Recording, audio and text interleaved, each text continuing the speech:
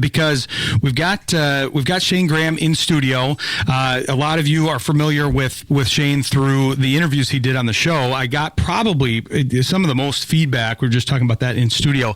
A ton of really positive feedback from his interviews, because there was so much information. A lot about kicking, but obviously he's a former NFL player. He knows a lot about how the NFL runs. And we got to talking afterwards, and we decided that, hey, maybe we want to talk more here.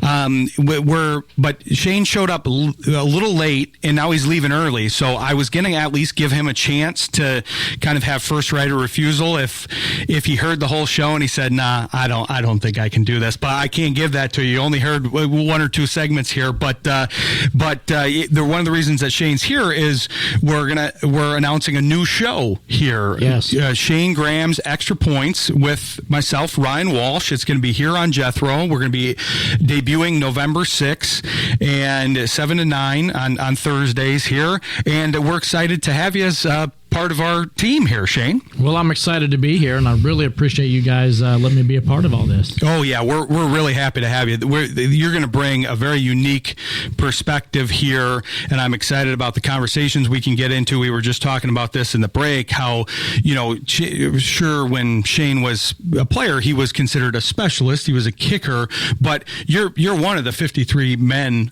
on the roster. You're in the locker room just like everybody else. You're interacting with the game just like everybody else. So you have a ton of institutional knowledge about this great sport. And that's what we try to do on these shows and on the network here, is extract that knowledge, because you have a lot of stories to tell, a lot of insights. And so I'm looking forward to extracting those here over time.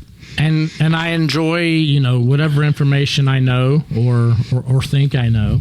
I enjoy, kind of communicating that. One thing, when I retired from playing, I got into coaching, and a lot of people thought, oh, you're going to coach kickers. No, I actually coach special teams in general.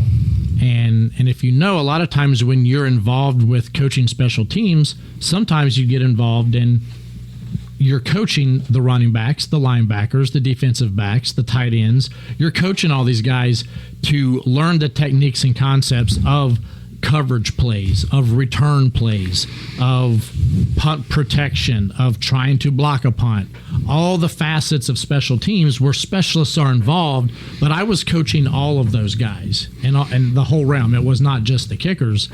And even, throughout my time doing that, I met some really good coaches. I mean, I shared an office with Paul Pasqualoni, who was the head coach at Syracuse for forever, is a coaching. Oh, yeah, classic name. He's still coaching in the NFL now. But we coached together at University of Florida when I was on staff there. I was on staff at Michigan State with Mark D'Antonio and some other great coaches on that staff that I think a lot of those guys are actually at Wisconsin now. But I spent a lot of time around football where it wasn't just the kicking, and being able to do that has been really cool. And I love sharing, especially some of the information I've learned from other guys.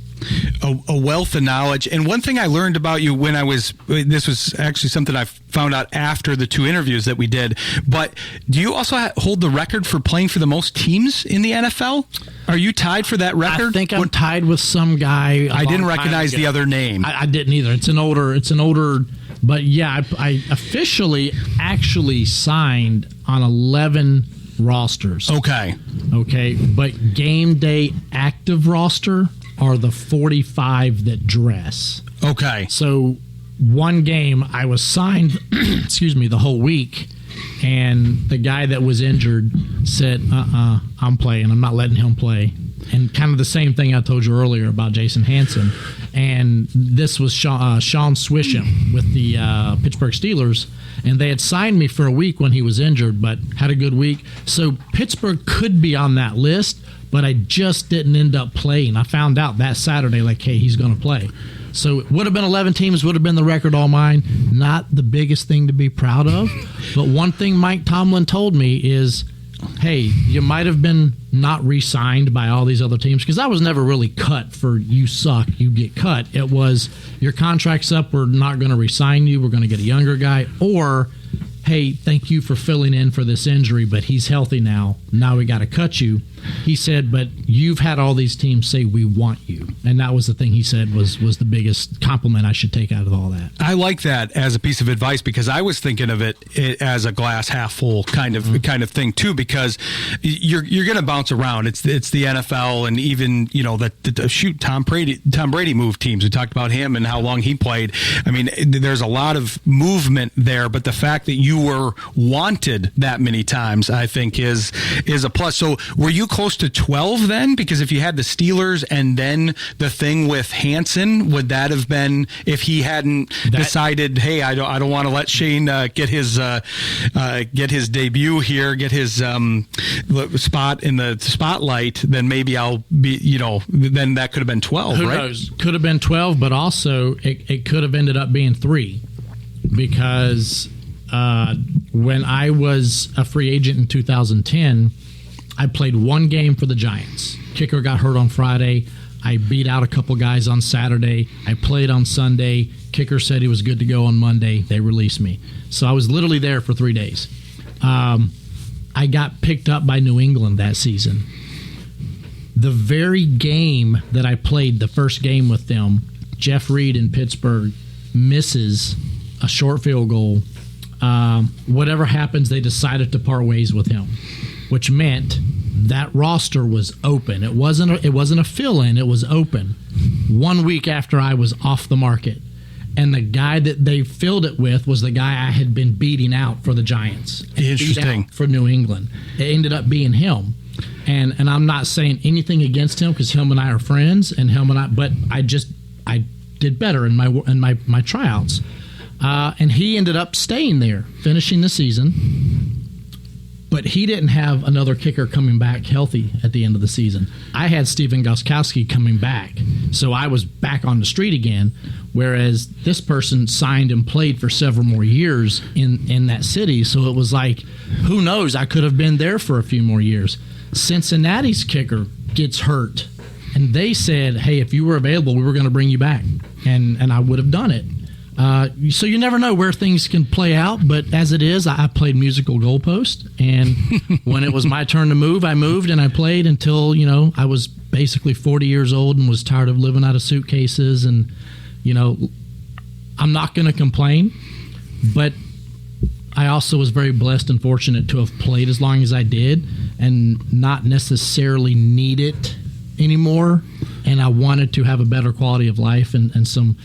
Little did I know becoming a coach was going to do the same thing to me. So, but that's why I got out and I do my own thing now anyway. So, I think it's a great story. Yeah, the butterfly effect in sports is fascinating to me, that you're talking about that. Man, there's so many things that were just, you know, a blade of grass difference kind of thing that could have amounted to a lot of different scenarios here, where people were drafted, all of that kind of stuff. But as you can tell from Shayne's short segment here, he's a bit of a renaissance man. He had the career in the NFL, then he went into coaching. Now he runs his own business. He's done a ton of work in journalism and is going to show me up on the show, but I'm happy about that, because he's going to, you know, the rising tide lifts all boats here. He's going to raise the level of the show, and we're excited to have him. So be sure to tune in to the show here starting November 6th. And I'm excited to do this with you. I think it's going to be fun. No, I'm very excited. I can't wait. So be sure to tune in, and we'll catch Shayne here in a couple weeks, and we might hear from him before then, but we got to let him go. He's dealing with some things on the home front here, but you'll hear him it's between 7 and 9 on Thursday, starting November 6th on Jethro and all the podcast feeds as well. So tune in and join us. But thanks for joining the show, Shayne, and I'm looking forward to starting this journey in a couple weeks here. Absolutely. Let's go. All right. Thanks to Shayne Graham. Appreciate him joining the show. And this is going to be fun. He's a wealth of knowledge, fun guy. This is going to be a cool show. We're going to move the football coverage over to that show and then focus on the other sports on the Sports Intel show, but I'll talk more about that later. We're going to take a quick break and come back with Ty Schalter of Pride of Detroit Direct.